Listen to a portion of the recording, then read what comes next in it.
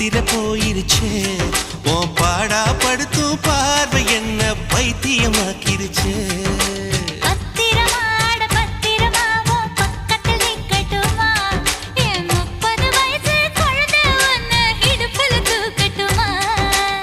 இடுப்பு மடுப்புல ஊஞ்சல் கட்டி தூளியும் ஆடட்டுமா